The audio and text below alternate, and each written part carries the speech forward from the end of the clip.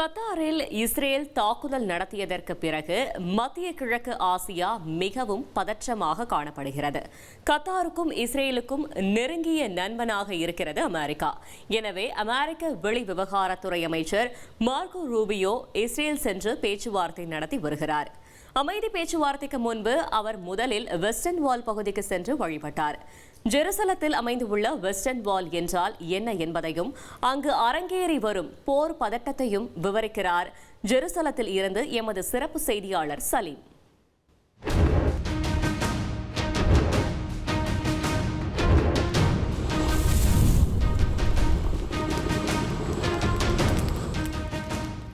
Hamas வசமுள்ள பணைய கைதிகள் 48 பேரை உடனடியாக மீட்க வேண்டும் எனவும் போரை முடிவுக்கு கொண்டு வர வேண்டும் எனவும் கத்தார் மீது இஸ்ரேல் தாக்குதல் நடத்தியது தவறு என்பதையும் அழுத்தம் திருத்தமாக கோஷங்களிட்டு இஸ்ரேல் அரசாங்கத்தை கண்டித்து இஸ்ரேல்ல பொதுமக்கள் பிரம்மாண்ட பிரச்சாரம் நடத்தினார்கள். அதாவது பிரம்மாண்ட பேரணி நடத்தினார்கள்.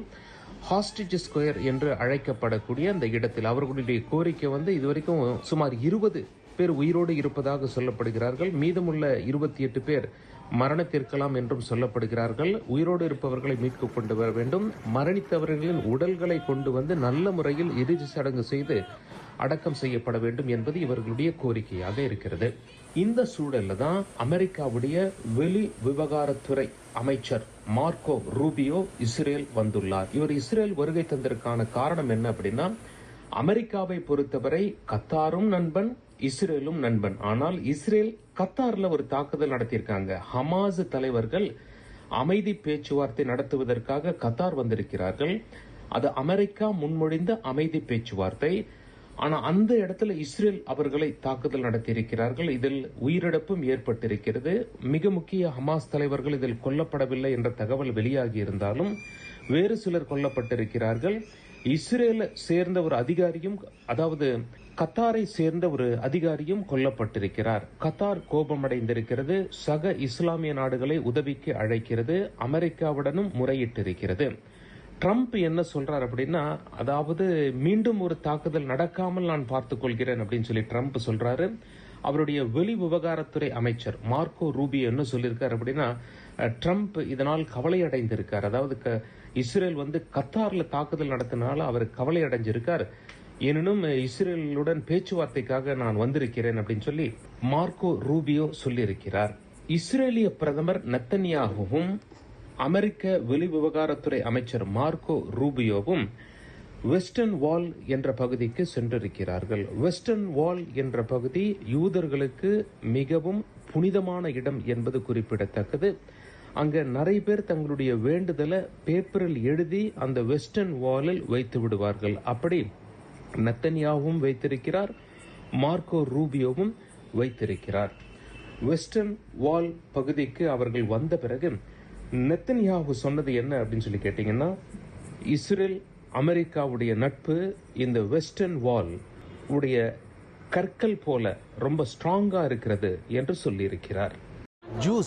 யூதர்கள் மிகவும் புனிதமாக கருதுகின்ற வெஸ்டர்ன் வால், வெயிலிங் வால் என்றும் நாம் இதை அழைப்போம்.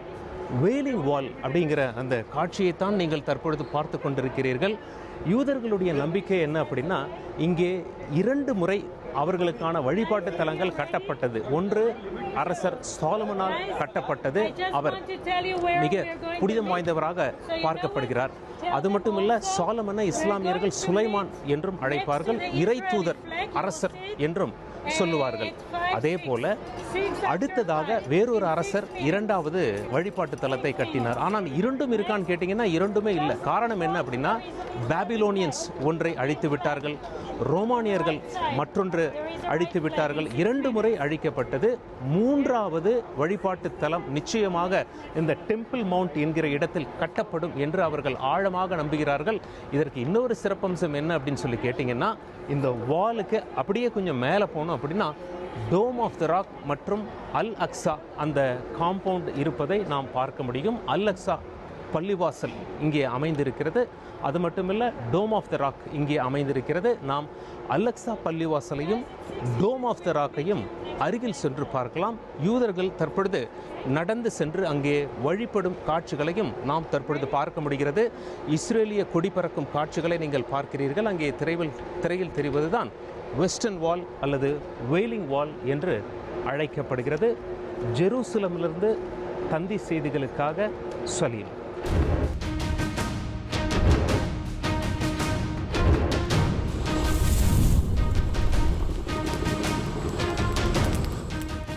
ட்ரெண்டை ஃப்ரெண்ட் ஆக்கிக்கோங்க. தந்தி டிவியின் சப்ஸ்கிரைபர்ஸ் அண்ட் ஃபாலோவர்ஸ் குடும்பத்துல நீங்களும் இணையுங்க.